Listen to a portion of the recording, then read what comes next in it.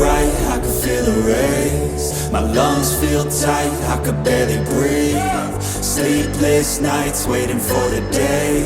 I wanna be strong, wanna be brave. Bloody hands wrapped, covered up in tape. I might not be the best, but I never break.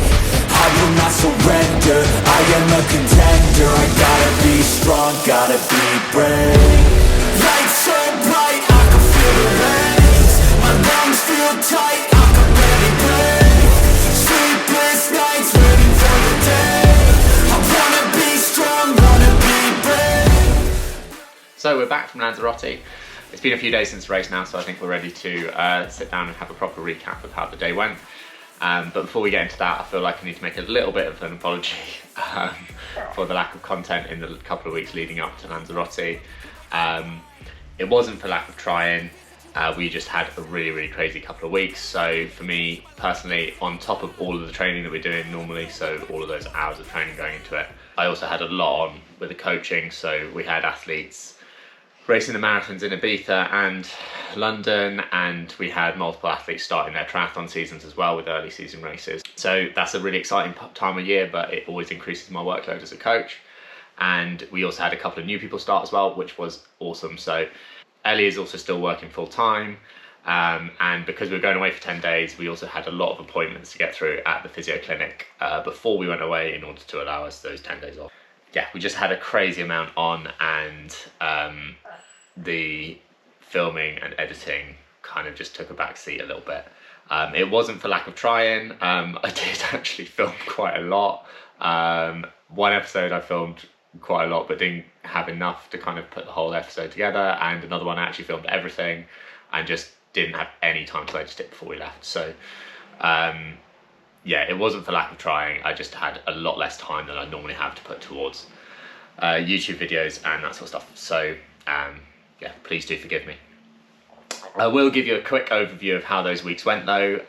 Training wise, really well. So got in lots of training, quality was really good, got in all of the sort of like final key sessions that I wanted to get into, and they all went really well. So yeah, I was flying out to Lanzarote feeling really well prepared and very fit, if a little bit tired and stressed out from how much other stuff we had going on. So felt like I needed a holiday a little bit, but not from a sort of like physical point of view, maybe more from a mental point of view.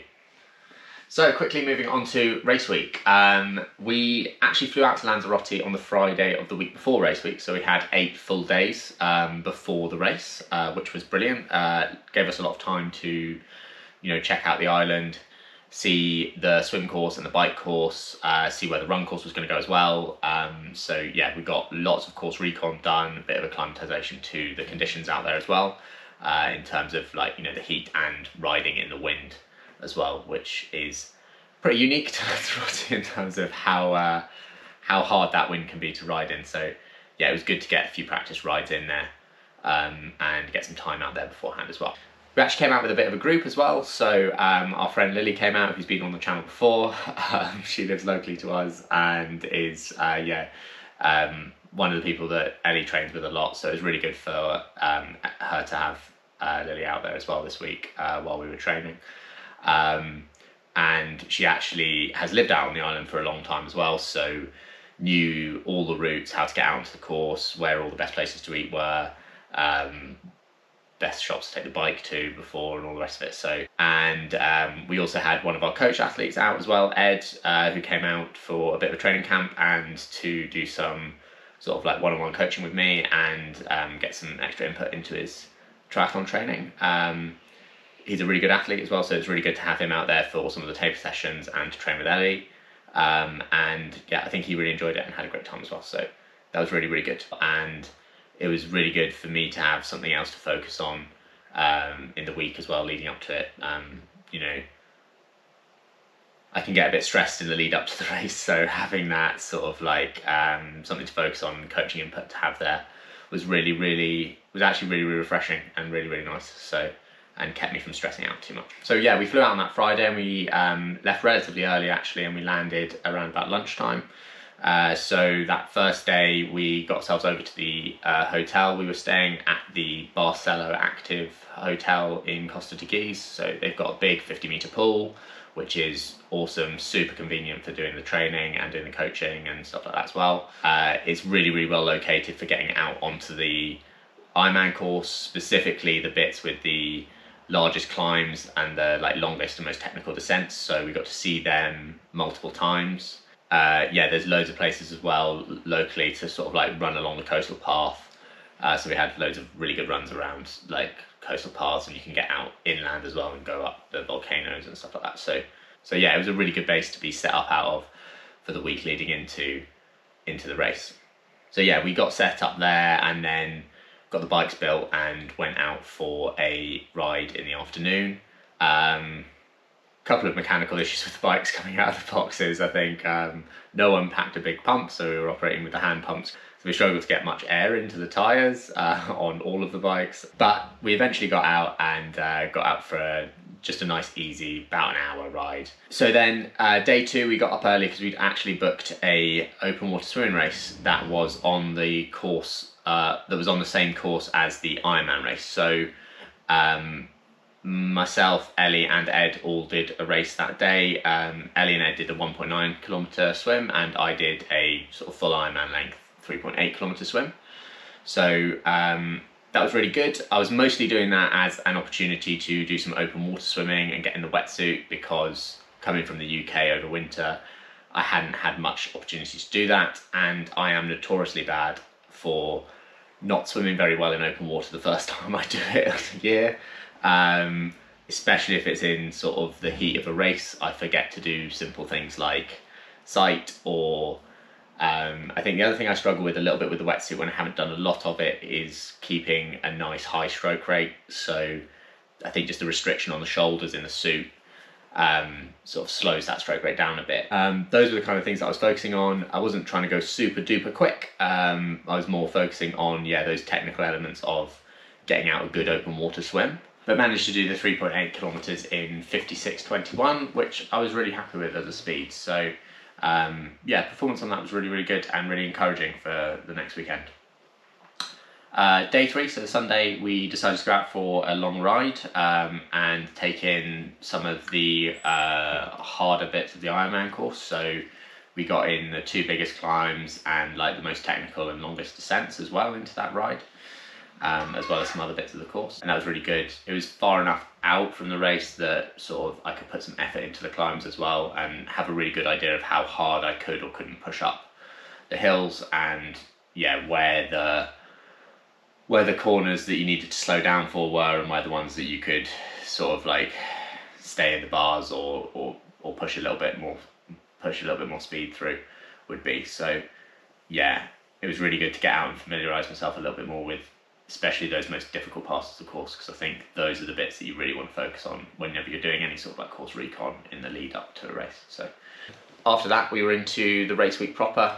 So focus then was sort of, yeah, just generally keep ticking over, get in some good quality taper sessions, and I also kind of took a little bit of a backseat on the training front, I suppose, a little bit, and focused on some coaching stuff as well. So it was good to get on poolside and watch people swimming, doing some coaching. Even some of the bike rides, I went out in the car and just did support crew in the car, which was really good. And yeah, on the runs, riding the bike alongside and carrying bottles, giving technical advice, that sort of thing was really, really good. I think getting a mix between, yeah, having some sessions where people could push me a little bit, but I'm tapering, and some sessions where I was more focused on something that wasn't my own race or thing was really, really good for me in the lead up. It allowed me to kind of be focused enough to be prepared, but not so focused in on the race that I was getting overly stressed. Everything was going really, really well. I had a really great run on Thursday evening, which really boosted my confidence quite a lot. I'd not been running any hard stuff in the taper, or too much hard stuff in the taper sessions leading up to that point, because I'd been nursing a little bit of an ankle injury. But yeah, I decided to just go out, get the race shoes on, and run at the heart rate that I intended to run at on the day. and the pace that was coming out was really, really strong, and like I felt great. So that built a lot of confidence, and I decided that'd be the last run that I did before race day. Yeah, end on a high, feeling really, really good about my running going in. And then almost immediately after that, stuff started to go a little bit sideways. So that night, the Thursday night, I had a really, really bad night's sleep. So I was sweating, I woke up multiple times, and yeah, just generally feeling really, really crap. On the Friday, so day before race, that didn't really go away. I generally just felt pretty tired, and didn't have the usual appetite that I'd have before in the day before, so couldn't eat as much basically throughout the day as I would normally do the day before an Ironman. So that wasn't great, just because I wasn't feeling great. I didn't have a huge appetite really, and I was really struggling to eat. I tried basically to not let that bother me too much. I was definitely going to start anyway, and basically the way I thought about it was, I was kind of hoping it would maybe just be like a 24-hour thing, or that it was just nerves. So yeah, I tried not to let it bother me too much and just focus on the sort of like normal pre-race things that you have to do anyway. So got a couple of taper training sessions done that normally get done pre-race the day before, early in the morning. They were okay, didn't feel great during them, but they were fine. And then yeah, get all the bags ready, make sure they're 100% exactly how I want them set up, and get the bike set up, ready to go down. Went down and got them, got the bike and the bags racked, as you have to do the day before for the Ironman. So got that all done, not much problem. And then yeah, we went out for like a nice evening meal after that. Like I said, I struggled a little bit with getting on board as much as I would normally like to get the day before. The appetite just wasn't there, but I got in as much as I could without making myself feel really, really ill basically. Yeah, I just kind of did the best that I could with it, and yeah, was hoping that it would be a little bit better the next day. Moving on to race day, I did actually manage to sleep, which was one small blessing, but I did wake up still feeling really, really awful. Yeah, I was just feeling a bit nauseous, a bit sick, and anyway, despite how I felt, I was determined to start anyway, so just tried to go about my usual process in the morning, ate as much of my usual sort of like pre-race breakfast as I possibly could. It wasn't as much as I would normally do or I wanted, but I got on as much as I could. Drove down to the race venue, got the Garmin and the bottles on the bike, did my usual sort of like pre-race, go to the loo, get the wetsuit on, and then I actually managed to get in the water for a warm-up. That was actually pleasantly surprising. I kind of semi-expected feeling a bit ill to just feel really, really cold when I got in there. But it actually wasn't as bad as I expected it to be. I didn't feel sort of like really, really, really cold in the water. So that was pleasantly surprising, and I was, for a moment at least anyway, a little bit hopeful that I might be okay. And at least I knew I was gonna be able to jump in and not just feel ridiculously cold throughout the thing, which is really unpleasant, especially when you feel sick. Got called in onto the beach and made my way over to the swim start. Set myself up relatively near the front of the queue, and then yeah, the pro men went off, the pro women went off, and then started the rolling start. I wasn't first in the water, but I was in the first sort of like few sets of people that they set off, so that was good. Actually got a good start off in the swim, set off pretty well, got into the rhythm relatively quickly. Like I said, didn't just feel really, really cold in the water, so that was a good surprise. But relatively quickly, I'd probably say after about 300-400 meters maybe, by the time I hit the second turn buoy, I started feeling really, really rough, like just quite sick, nauseous, and yeah, just not really feeling very good. I tried to keep effort and the intensity there in the swim, but it was one of those where I knew the effort was high, but the pace wasn't great. You can kind of tell when you're swimming, like by how fast things are moving, whether you're making up ground on people, whether like how you're swimming relative to other people, whether you're moving fast or not. And I kind of knew, relative to the effort that I was putting in, the pace was not very good. But basically just kept the effort high and kept moving forwards. Around that second turn buoy as well was also the point at which I realised I'd forgot to put my heart rate monitor on before the start, and not only did I forgot to put it on, I'd forgot to put it in my bag that morning as well. So yeah, I think just in the days of feeling a bit sick, I just completely forgot it in the morning, which was a little bit frustrating because quite a lot of my sort of like pacing strategy had been based around heart rate. But I did have the whole swim to kind of reassess what I was going to do and come up with a different plan for the day. So I was just going to do the bike based on power and the run based on pace. Anyway, back to the swim. Halfway through, there's an Australian exit, and yeah, I stood up out of that to get out and felt really quite nauseous, very dizzy. Ellie kind of said I was sort of like stumbling around a little bit. I felt quite out of balance, but I didn't let that get better of me. Just sort of like, just get up onto the beach, round the thing, get back in, keep going. Yeah, things didn't get better though on the second lap, and if anything, I could kind of tell that the effort was still high, but the speed was even worse, and what was coming out was not great.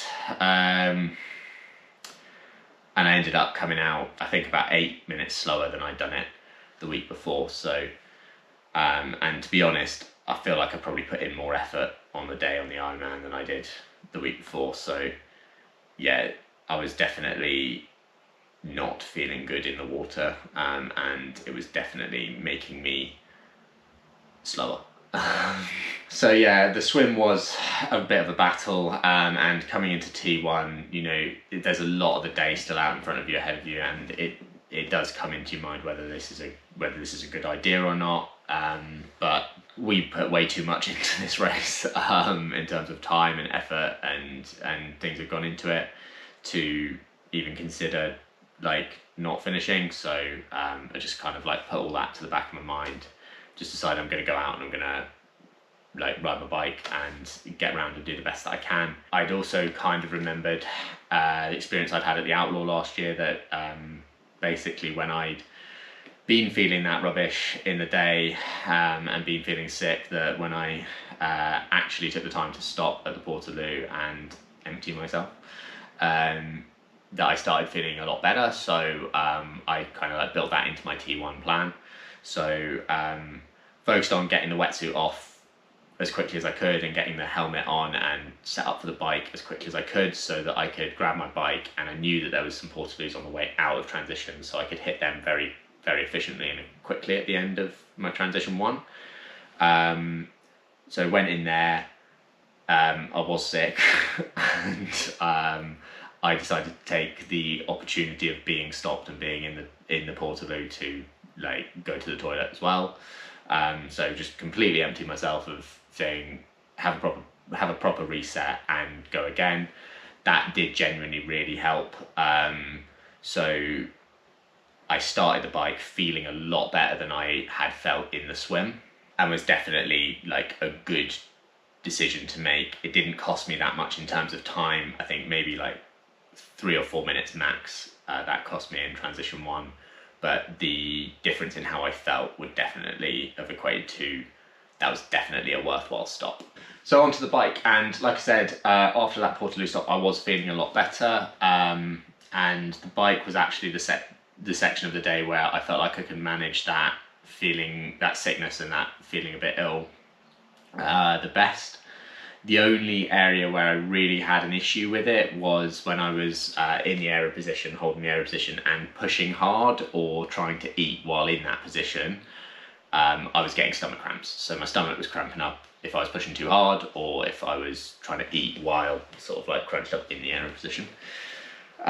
So there's a really sort of like simple solution that I came up with to that, which was basically just sort of like go hard when the course is slow and go a little bit easier when it's fast. So basically I pushed hard when I could sit up on the base bar and push hard up the hills, and then sort of took it a little bit easier and brought the intensity down when I was having to go in the aero bars on the faster section of the course to like just maximise that speed, if that makes sense. That actually seemed to work quite well, and I was pretty consistent in terms of speed throughout the day. And the other thing that I kind of factored in with that as well was I did the fueling when I was sat up and pushing a bit harder, and that allowed me to get in all the fuel that I was trying to get in the day. So I got in over 120 grams of carbohydrate per hour, and I got in over 5 litres of fluid throughout the whole bike ride. So and I managed to do that comfortably without having too many stomach issues. It was only in the sort of like first bit when I was sort of like figuring out how to manage that I was having some issues, but I got through all of that in the end. So that kind of strategy helped me keep a pretty consistent ride. The power was lower than I expected. I think the normalized power was 248 watts, whereas I probably would have expected it to be somewhere between 270 and 300. So it was down a little bit, but not that much given how bad I felt really on the day. And I probably definitely would have taken that at the start of the ride if you'd offered it to me. So yeah, I was able to keep it pretty consistent throughout the ride as well, just at a lower level than I'd expected. And yeah, it was a slower ride than I had hoped it would be, but only by about half an hour, which when you factor in that I think I definitely was about 8 minutes slower than I thought I should have been on the swim, to only lose half an hour on a 180k bike to what I sort of thought I might be able to do is actually is pretty good going given the circumstances that I had. Onto the run, just focused in T2 on moving through it as smoothly and as efficiently as I could, so not rushing but getting out onto the run course as fast as I could. And the run started really, really well. So I was through the first 10 miles in about an hour and 5 minutes. I think I averaged 4:02s per kilometre for the first 10 miles. So started off really, really well. Yeah, there was a sub 19 minute 5k in there and a 39 minute 10k. Yeah, I was running really, really well, feeling really strong. Yeah, I was through the first half marathon in about an hour and a half as well. But not long after that, I slowed down a lot and paid a bit of a price for a decision that I made quite early on in the run. Going into T2, as I was riding down towards T2, I took on board a gel at the end of the bike just before I started running. And immediately, as soon as I kind of like got off the bike and was running with it through transition, I started feeling really, really sick again. So I started feeling just like I had when I came out of the water. So I sort of like, I think in my head, I kind of went to a place where I was like, oh, this is going to be a really, really long run if that's how I feel the whole way around. Yeah, coming out of transition, I was in quite a bit of discomfort in terms of stomach for the first couple of kilometres. I did run them at about 4:10s per kilometre, but I was feeling really, really uncomfortable doing it. That started to kind of go away a little bit around 2 or 3 kilometers into the run, and the pace picked up and I started feeling better. And I basically decided that, you know, because the pace had kind of gone from 4:10s to 3:50s, I sort of felt like not putting anything else in was actually helping me run quicker and making me feel better. So at the time it seemed like a sensible decision, but with hindsight, like I said, hindsight is always perfect, but I probably would have been quicker over the whole thing if I'd pushed into some of that discomfort with the stomach and just kept eating and ran a little bit slower than if I did what I did, which was basically not put anything in there and run faster in the short term, but then hit a big wall about halfway round. It took quite a long period of walk running in the second half to kind of bring myself back round to a point where I could run quite well again. Whereas I think, yeah, like I said, with hindsight, I think if I kept putting fuel in, I might have run a bit slower, but probably would have run a bit more consistently, and probably would have still been able to run a pretty decent marathon at the end if I could have things. So I think lost quite a lot of time then on the second half of that marathon, and ended up running, I think, over 4 hours in the end. I lost track because I just wanted to get to the end at some point. But yeah, some valuable learning for next time. I think, you know, no matter how bad you feel, you have to keep fueling it. Like, you're going to slow down more if you stop fueling than if you are feeling discomfort from that fueling. So you will run out of fuel and you will bonk, and then you will slow down, and it takes a long time to turn that back around. So some final reflections, how I feel about how the day went. Obviously, physically, it probably wasn't the best performance that I'm capable of doing. And there's a lot of stuff that probably I could have done better on the day. But all that said, I'm actually way more proud of this race than I am of what other ones that on paper look a lot better, in terms of like result or time or finishing position or anything like that. The ability to kind of like overcome everything that I was feeling throughout the day and keep going, I'm really, really happy with. The reason that I picked this race in the first place was to challenge myself. I picked a very hard Ironman to do because the last couple that I've done have not gone the way that I wanted them to go. Ireland, I was racing really, really well and racing really well for a good position, and had a very bad crash and ended up in the ambulance, and that was quite hard to deal with. And then obviously last year at the Outlaw, I was really gunning for a time and injured myself, and again that was really, really hard to deal with. So I set myself a really, really tough mental challenge and physical challenge in terms of doing one of the hardest courses, and what I wanted to do was prove to myself that I could overcome those things, and I could keep going and I could finish them. And yeah, the increased difficulties that I had just made it more of an achievement. So I think it would have been really, really easy not to start or to pull out at multiple points throughout the day. And, you know, mentally I overcame them and I kept pushing forwards, and yeah, it just wasn't an option at any point not to finish like this time. And I was really, really proud of that. And yeah, that was kind of what I went to achieve, and that's what we did. So yeah, we learned a lot from this one, but I think also there's a lot of really positive things that I'm taking out of it. And I think, you know, 11.5 hours on one of the hardest courses that you can do when I don't feel very well is still actually a really, really good result. I think I'm capable of a lot better, but that's still a really, really good result, especially on that course under those circumstances. So yeah, I am actually, I think some people will think that maybe I'd be a bit upset about how the day went, but actually I'm weirdly really, really positive about it. So thanks for watching. Hopefully you enjoyed the race recap. If you've been watching the hot series as a whole, thank you so much. A lot of time and energy goes into making the videos, and we do really appreciate everyone who likes, views, subscribes, comments along the way. It's really, really helped me get the best out of myself throughout the last few weeks. If you haven't yet, do hit that subscribe button down below.